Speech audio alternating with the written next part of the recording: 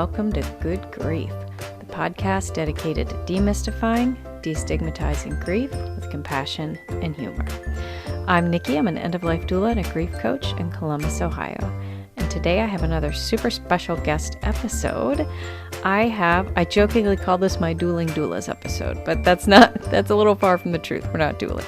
Anyway, I invited my awesome friend and fellow death doula, Emily Kent, to join me this week.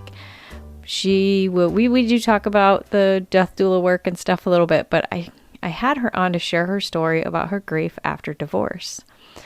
I thought this would be a great topic. It's not something I've really covered a whole lot, and there is so much grief around relationship ending that is rarely talked about, especially when it comes to divorce. So I'm super excited for you to hear Emily's story and tell us all about her loss with her first husband and all the grief therein. A quick content warning: there is a very brief mention of pet loss at the end of the episode. It was one of the questions in the death deck that I asked Emily. It does talk a little bit about pet death. We both talk a little bit about pets we've lost. So if that's a little much for you, feel free to skip past that bit. Okay? All right. As always, you can find me on patreon.com/Nikki the Death Doula, where you can get access to my podcast a week early, grief affirmations, free access to my workshops and workbooks, which I have new ones I'm creating all the time. So I'm going to have a special link on my website where my patrons and other folks can get access to these things. So please check that out. And you'd be supporting me to help provide pro bono work to people who need my services and can't afford to pay for them. Okay. Without further ado, I'm going to shut up. And here is Emily Kent on grief with divorce. All right, ladies and gentlemen, lovely listeners, thank you so much for tuning in this week. I have a really cool guest with me this week. I'm super excited to introduce Emily. And I jokingly said I was going to name this episode Dueling Doulas. I have not decided that yet. It's not written in stone, but Emily, I would love for you to introduce yourself. Tell my listeners who you are and what you do and why you're here today. Yes, hi, my name is Emily Kent, and I am an end-of-life doula. I am a death educator. Um, my I'm just starting out though, so I do have a day job, as it were, for now. Nothing wrong with that. But yeah, this is my side gig for the moment. But yeah, I just, you were asking for people with grief stories, and I thought I probably have one I could share. Um, and because we like to help each other out, it's doulas. I mean, if we're going to call it dueling doulas, but we don't actually like compete No. most of the time. No. And I actually, I had an event at my church, and I was advertising your podcast. I was like, gave people your website and things like that. And somebody said, isn't that kind of weird? Isn't it kind of like this is weird, right? I said, no, it's not, because there's not that many of us, and we need to get the word out to as many people as possible, right? Um, and so yeah, it was just, and plus I don't have a podcast. Nikki has a podcast. Go listen to it. You don't have a podcast yet. I don't have a podcast yet. That's true. Let's put that out there in the universe. But yeah, I'm really excited to. I mean, it's really that death doulas are like, yay, let's talk about death. But excited to start this journey and really help people. That's the deal, right? That's what we want. Amen. 100%. So. No, and I bring up other doulas I know, because there's several of us here in Columbus, and I bring them up to other people, and they're like, why would you share your competitors' information? I'm like, we're not competitors. I don't view you or any of the other doulas here as a competitor. We're all in this together because we're all after the same thing. So like, why fight each other? That's silly. So happy to. Well, and the way I think about it is that we all do the same thing, but we have different strengths. We have different personalities. Yes. And so one person may not be a good fit for my personality, but they may be better for you, or I may have a service that I offer that you don't, and vice versa. So it's just who fits the best for a family. Yeah. And we're professionals. We know if it's not a good fit, and then we could, refer to somebody else. Like, we Yeah. want what's best for the client. Hmm. And so, I mean, I think that's just invaluable to be able to have a network of people, um, that we're friendly with, that we get along with, that we're like, you know what, I think Nikki's probably a better fit for you. Let me give you her information. Let me actually call her and get a warm introduction, you Yeah. know, because she does the grief counseling better than I do, or, for your particular whatever. Hmm. That's how I see this happening. That's how I see this relationship blossoming. And I hope you do too, because, um, yeah, we just want the best for everybody. So, Absolutely. and Absolutely. I don't know. I don't know if you sing at bedsides, but I sing at bedsides. And so if that's something that you don't do, then maybe you can tell if somebody wants that, then that's, maybe something that I can help with. So, You do. I have sung at bedsides before, so I will say I do it. I don't know that I do it as well as you, but I have done it. Happy to do it. I do 11th hour sitting for hospice as a volunteer, and one of the people they were asking for volunteers to sit with loved gospel music and loved singing. So we had her son had like music playing there, and I was like, "Oh, let me sing a couple hymns for her." So I sang a couple. I think it's okay. But yeah, we all have different strengths. We all have our strengths and weaknesses. And plus, like, if you've got that one client that's going to need 10 hours a day, we can't do that. We'll burn ourselves out. So we can, right. help each other out for sure. I would not hesitate for a second to reach out to any of y'all to help me. So, so you have a story of grief that you wanted to share, a loss that you have endured, and you wanted to share that with my listeners. So I'm going to let you talk a little bit Yes. about that. All right. Well, there's many types of grief, as you know, and I think most of the time we would think of somebody dying, and I've certainly had my share of family members passing, but we can also mourn the loss of a relationship as well. Yes. So that person doesn't have to be dead, but just out of our lives or in a different capacity than before. So I experienced this in 2015 when I finally decided that my marriage wasn't healthy for me, and by extension, my son, and that we needed to leave. Yeah. That's a very short sentence, and it makes it sound very easy, Yeah. but in reality, it was not easy Yeah. for me at all. Um, it was obviously one of the most difficult things I've ever done in my life. When I finally had that conversation with my husband in 2015, it was April. My son and I were in our new apartment by Memorial Day, and the dissolution was done at the end of August. Wow. Um, it went very quickly because he didn't fight me on anything, um, which I guess is a blessing, because there wasn't a lot of arguing and fighting and things like that. It's also a indication of how done we were, you know. So when I was at my worst during this ordeal, the disconnect between my heart and my head was so agonizing. Many times I would find myself like on the floor or on the bed, and just sobbing, unable to form words, maybe even like hyperventilating, because my heart knew, or I'm sorry, my head knew Mhm. logically, this is not okay. We have to be done. My heart, on the other hand, is a different story. Yeah. I love this man. Hmm. I was, we got married in a church, and I promised before God and everybody that I was going to stay faithful to this man, right? So, like, all of those kinds of feelings, like, how do you reconcile that, right? I remember a few times I was so angry, like I punched pillows until I tired myself out. I figured that's the safest way to do that, right? Yeah. I don't want to damage myself or damage property or whatever, but pillows can handle it. Yeah. Um, Sometimes I curled up into a ball because, like, the pain and grief were too much for my body to bear. Sometimes no sounds would come out. I was just kind of like a contorted mess of a human being.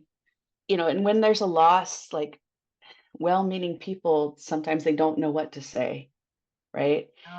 And if someone has died, at least they can say sorry, and bring up memories and things like that. But when there's an end of a relationship, they can still say those things, but they don't think about saying those things. I have found that in those early times, people wanted to vilify my ex as to think that that was going to cheer me up.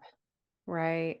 And that it didn't, because he wasn't a bad person. He was like, it was just a bad situation. Right. Right. And he's still the father of my son. Mhm. So I can't, you know, and we wanted to have a working relationship. So we can't like have all of that, Yeah.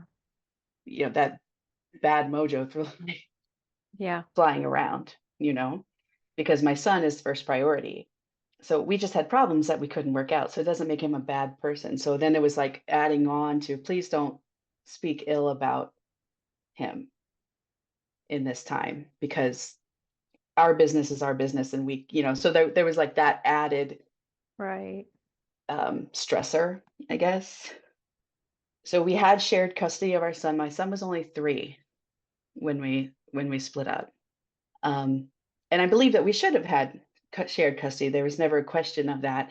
But those first few years were so horrific. During those times, we had to switch custody because my son was still so small and he didn't understand what was happening. And that just kind of poured salt in that wound all over again when he left with his dad, right? And I kind of just would be this shell of a person going through motions until he came back. And then I would have a reason to get up and pretend to be human and Yeah. be okay again, right? Another thing about grief is that it makes you do stuff you didn't think you would. Yeah. Um, my ex found somebody pretty quickly Mm. after the dissolution, and that brought a lot of complicated emotions Mhm. because, you know, on the one hand, I did not want him at all. She could have him. That is, if you go ahead, you know, have fun.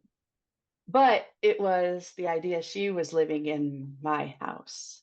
Oh. She was living the life that I thought I was going to have, Mhm. right?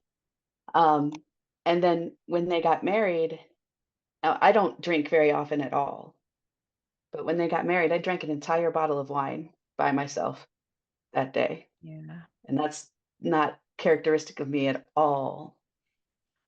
Um, so yeah, that surprised me because grief will make you do things Mhm. outside of your norm. Mhm. Um, I mean, I needed an escape, right? I wanted to forget or to feel better or to not feel. I don't know exactly Mhm. what led to that behavior, but and obviously that's not a long-term coping Right. strategy. I would not suggest that Right. as a Good. long-term coping strategy. But I didn't need a long-term something. I needed something for just that day. So yeah, I think, we're 9 years on now and our relationship is very cordial. We, like I said, we put our son first in everything we do. We have joint birthday parties every year. We sit together at football games, and band concerts. We go trick or treating together. But even now, there are times when something just hits me weird and funny or whatever, and then a waft of grief hits, and then I have to sit there and process it. Like he may say something funny, and I get a glimpse of why I was attracted to him in the first place. Mm. And I think, oh my gosh, there he is. That is the guy I married. He's still in there somewhere, you know? And then it's bittersweet because it makes me it makes me feel better because there was a reason why we worked for a while, so I feel better about that, but Yeah. then it's a reminder why we stopped working too. Mhm. So that's just, and that's not going to go away. He's Right. in my life forever because of our joint connection with our child. Mhm. And I'm grateful for that. My child is my life. He's my love. He's everything to me. But that's complicated. Yeah, absolutely. Yeah, it was interesting when you mentioned about people not knowing what to say and vilifying him, things like that. I feel like, and I talk about this and I hear about this all the time with grief when somebody's lost somebody, nobody knows what to say, which is when they put their foot in their mouth and say the wrong thing or say something that comes from a good place but is really kind of hurtful. And I feel like as humans, we're just hardwired to want to fix problems. And when they Mm, see you and your grief and that this, they just want to fix it. And by making him the bad guy, that makes everything okay. And the divorce was not a problem because it was good because he was a jerk or whatever. And that's, I just feel like we're hardwired to want to fix things all the time. And that's just somebody's way of making it okay for this divorce to happen. We want to put things in boxes and make it black and white and make sense. And that's just how people make sense. And it's not black and white. You just described that perfectly. It's not black and white at all. Because yes, the relationship didn't work out. That doesn't mean it was not there to begin with. Like I talk about that with my I'm married and divorced and remarried now. And I don't always I feel I don't always have the kindest things to say about my first husband, but I did marry him. I wasn't if anybody knows me, would I marry a jerk? No. right. Like Exactly. obviously, we loved each other very much, or I wouldn't have married him. He had a lot of beautiful aspects. He still does. But, our relationship had some problems and it did not continue. So that's kind of, you know, I don't need people to walk around and say, yeah, he was such an a-hole or why he's a you know what. Like, that's not necessary. Like, it really is nobody's business but ours. But I know that's just our way of trying to make it make sense. Right. Right. And, and it may have felt like at the time, like, well, it's more his problem than mine. But, over time in therapy and like, oh no, I had Yeah. a lot of problems in that part too. Oh, yeah. That if there's some blame from on my side too, like, Same. no, I am not innocent in this Yeah. transaction at all. Yeah. Oh, At same all. here. Same here. That's just, Um, there's every relationship has two sides, Like yeah, there's two sides to every story and every relationship has two or more people in it. So, you know, you can't just yeah, say one person was at fault for every little thing, no, for sure. no. So, yeah, and I talk a lot about different types of grief on this show, and there are so many different types of grief. And I'm constantly trying to reiterate to everybody that grief is not just death loss.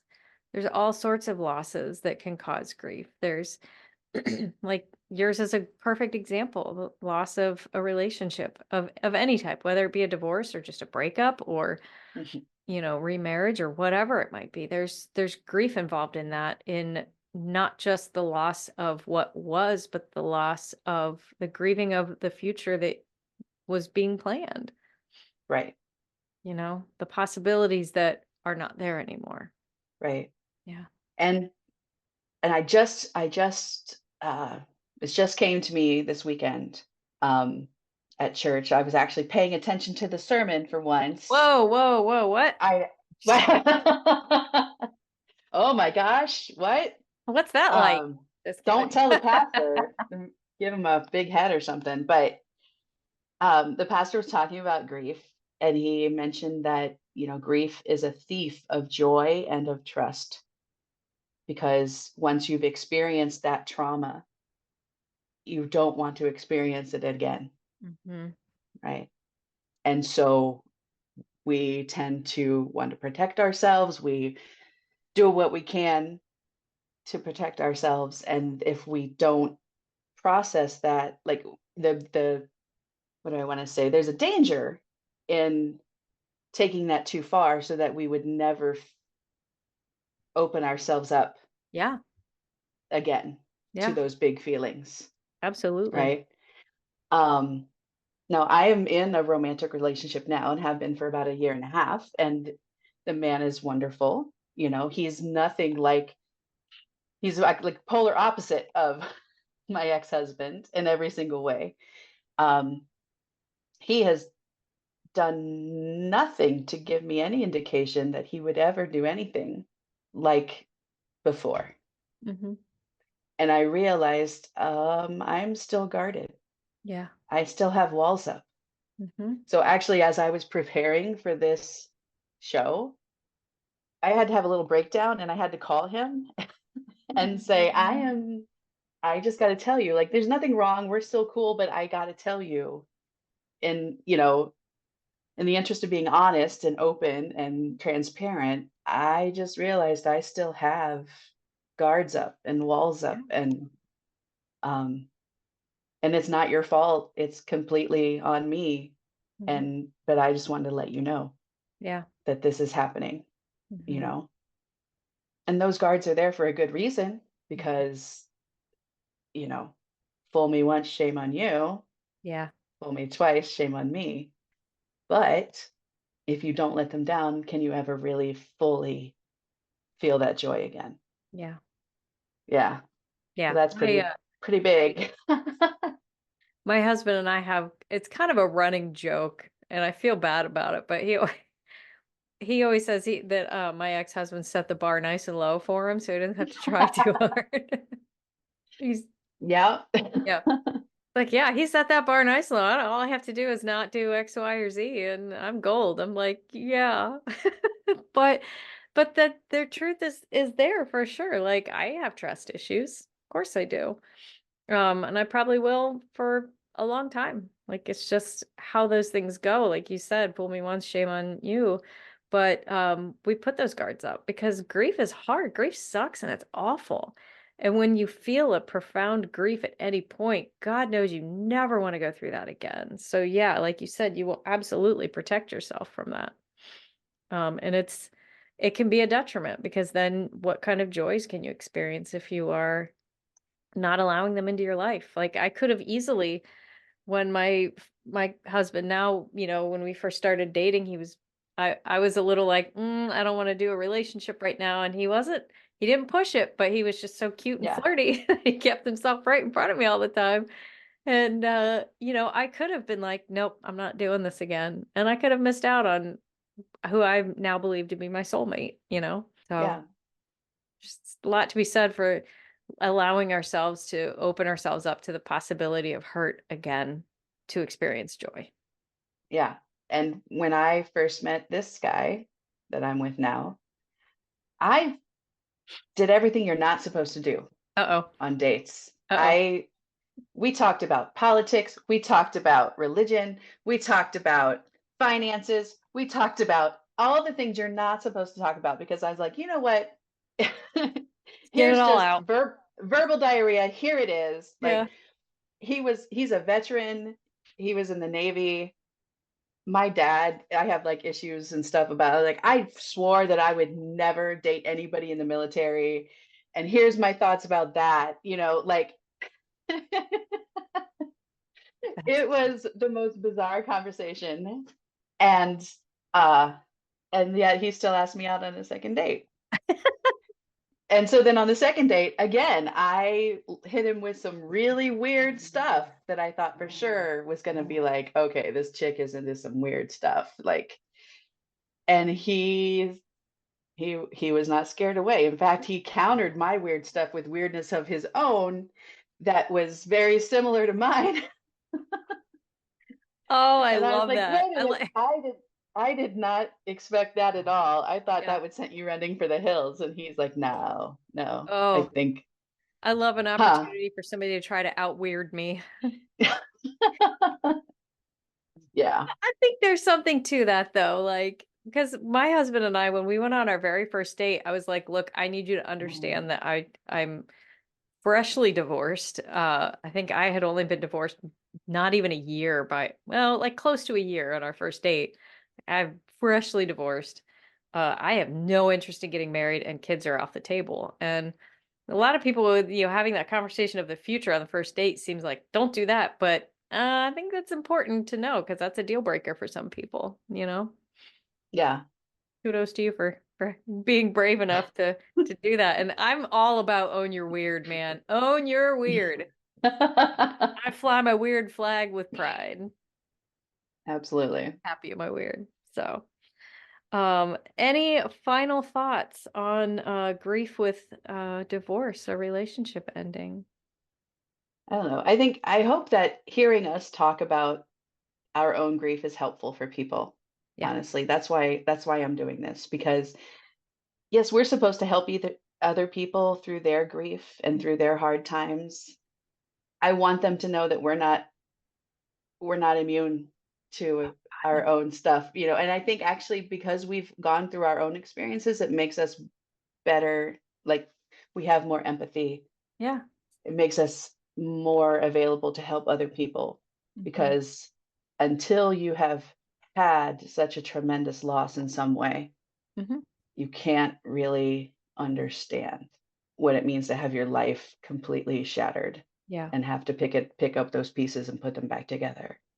Absolutely. Absolutely. Um, That's like I don't know about your story, but a lot of people ask me how I got into this line of work in general, and it's the losses I've suffered. Once I started learning how to cope with my own grief, I realized how isolating it was and how alone you mhm, feel in this process. And I don't want anybody else to have to feel as isolated as I did. So if I can give one person a little bit of feeling of less aloneness in the world, great. And that's also why I started this podcast and why I have people like you on here because I can talk about death grief all day long, but there's got to be somebody listening that's like, I'm sad over this divorce I went through, and like nobody can possibly understand this, and now they know that you do. So, right. And I think like you were talking about earlier, when people want to fix stuff yeah, and they don't know what to say, we may not know what to say, but sometimes you don't have to know what to say. Sometimes you just sit and be and yeah, you hold space, hmm, right? Or sometimes you're allowed to just to say, "Man, this really sucks. yep, This is awful." hmm, And we're just going to sit here and in the suckiness, hmm, and we're going to go get some cookie dough and and we're going to go watch a stupid movie on TV or whatever and make us laugh. yeah, Because we're not going to try to fix it. hmm, We're not, we're just going to have to, the only way through it is to feel it. And that's yeah, crappy, but you gotta, you yeah, know? yeah, And I think the world needs more people that are willing to hold space in the sucky part yeah. and acknowledge the sucky part, just Does like, it's grief sucks so bad. It's the worst. Um, but once you're through the worst of it, mhm, maybe you can look back and be like, okay, well, the reason it sucked so bad is because I had a lot that I lost. I loved so much, yeah, right? That person impacted my life so much. yeah. And maybe there's something good that came out of it. Ab And that's sorry, go ahead. I was just saying absolutely, 100% agree. And it's not meant to be an it gets better talk. It's not meant to be like a rah rah, yay. It's but because nobody wants to hear that in the middle of the, Yeah. the the dark time. And I would never in the middle of the dark time, right? Um, but years and years later, I can see that now. Mhm. And that's I end every episode with grief doesn't always have to suck, and it's true. It does suck, and I say it all the time, grief sucks real hard, but it won't always, and Right. it's not going to go away. I'll preach that to my last breath, and I tell that with my clients too. I'm like, don't come here expecting I'm going to make your grief go away because it won't. It's never going to go away. It's with you for life. But that's not a bad thing. It's bad right now. Right now sucks. And in 5 years from now, it's still going to be there, but it's going to be different. You're going to feel it Hmm. differently. Like I still grieve, obviously, for my brother who passed away. I have relationships that have ended. I've got friends I've lost, either through death or just friend breakups. And I grieve those all the time, but I don't grieve it the same way I did day one. You know, it's a Yeah. different grief now, and I can hold that grief and use it in my empathy for working with my clients, you know, working with other, or Right. even just working with, not working with, but just being with friends that are suffering losses, you know, it's there, but it doesn't have to suck forever, Yeah. for Yeah. sure. So. All right.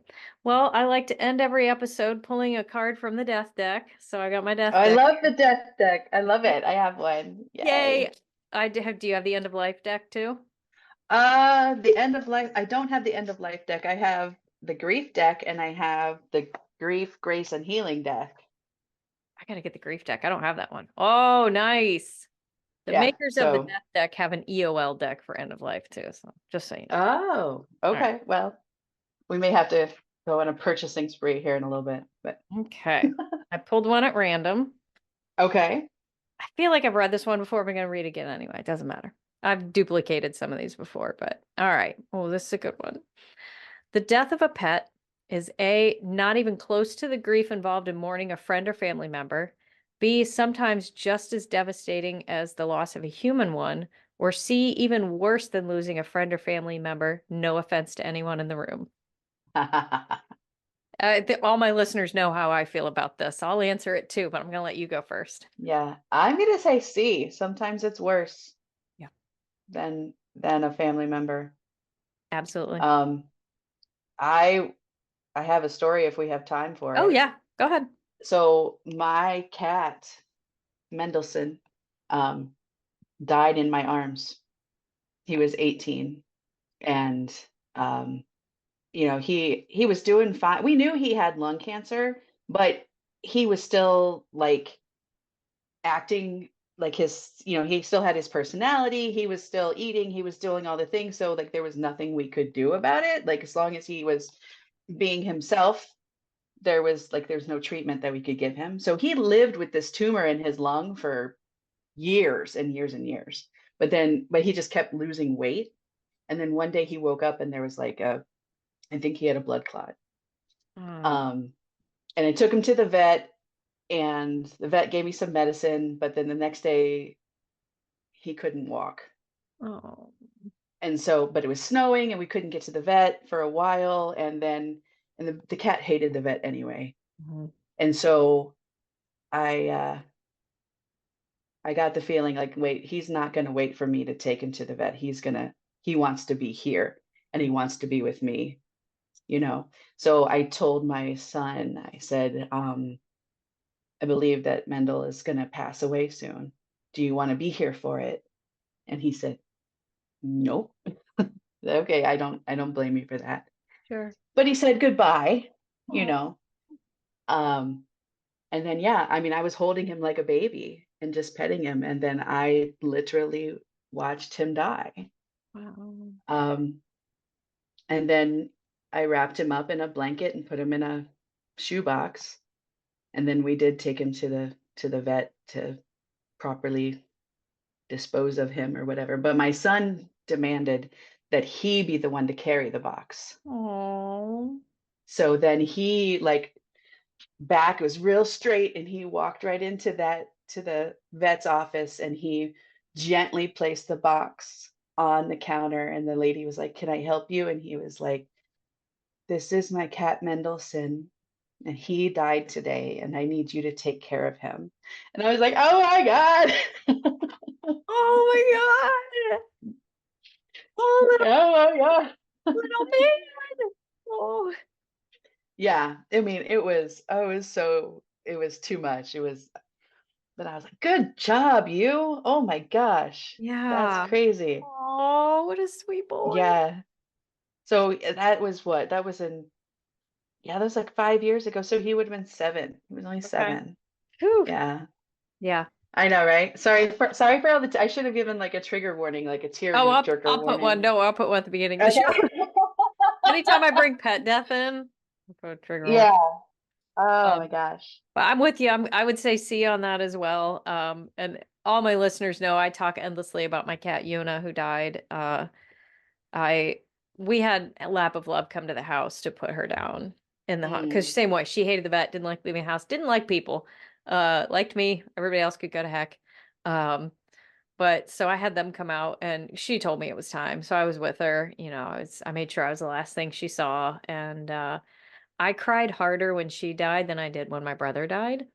But they're different losses, right? It's not that I loved my brother any less or loved her more. It was just different. And she was in my hmm life every single day. She was part of my routine.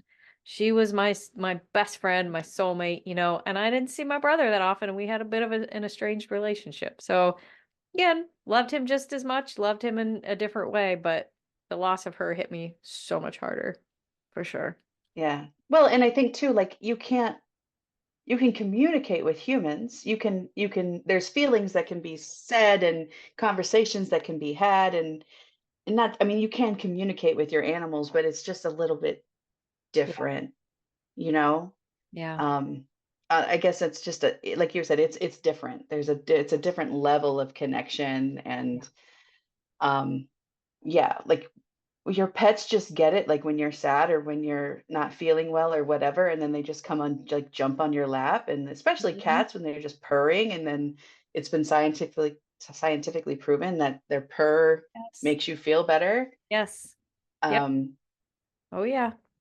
yeah. She used to come lay on me every time I was sick or sad or whatever. She was actually it was interesting. She was laying with me when I got the phone call that my brother had died. I was just watching TV at Mm, home by myself, and I answered the phone. It was my mom. She was telling me, and I, lost it immediately, and I could see the look on her face was like, "This is not okay. I need to help mom."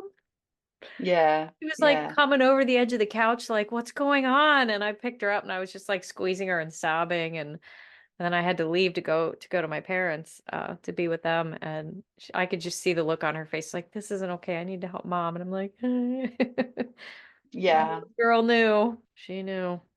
Alright. Well, Emily, it has been a pleasure. I'm gonna give you a minute here to talk about you, what you've got going on, and I'll have links to all your stuff in the show notes, but floor is yours. Awesome. Well, I host a death cafe every month at the Gahanna Library. Coming up in April, it's usually the second Tuesday of the month, but on April it's going to be different. It's going to be actually on the Wednesday, April 10th at 6:30 in the evening at the Gahanna Library in on room one.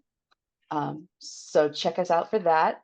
And also, I am going to be a vendor and a presenter at the, the Illuminate Columbus Festival on Saturday, March 30th, and that is at the Hilton Easton. It's from 10 to 5. It's free, so it's free to get in the festival. All the workshops are free as well. There's going to be a ton of different kinds of vendors there for all your crystals or your tarot readings or, you know, all Cool. the woo woo stuff, all the woo woo stuff. I love the Um, woo-woo. I know. Love the Me too. woo-woo. I'm going to be there just, handing out advance directive packets and we love an advance directive Fill out your and paperwork. and giving a workshop on exactly, like what death doulas do and why you should have an advance directive and um, all that good stuff. So Yay. come check it out. All right. Well, thank you. And you have an LLC as well. I do. It's Started Guided your business. Transition. Yeah, Guided Transitions LLC. The website is guidedtransitionsohio.com. So you can catch all of my information on there. Awesome. I'll put links to all that in the show notes so anybody listening can find it there. Well, Perfect. it's been a pleasure, Emily. I love talking with other doulas. I love having conversations with like-minded people who are not afraid to talk about death and grief. So thank you so much for sharing your story. Yes, thank you for having me. Awesome. All right. Okay, another huge thank you to Emily for coming on and sharing her story so beautifully, so bravely. Emily, thank you. If you would like to find Emily, I put her links to her information in the show notes so that you can find her just by clicking on a link. But feel free to look her up, and I'm going to go see her at the event in March that she mentioned. If you want to find me, you can find my information in the show notes too. You can find me on Facebook, Instagram, and TikTok, all at Nikki the Death Doula. And as always, my website is nikkithedeathdoula.com. You can find me there too. If you have a story you'd like to share, please reach out to me. I would love to hear it, and I'm sure my listeners would as well. So let me know. Be happy to have you on as a guest. And that is it. Thank you so much for tuning in this week. And as always, your grief is yours, your feelings are valid, and grief doesn't always have to suck.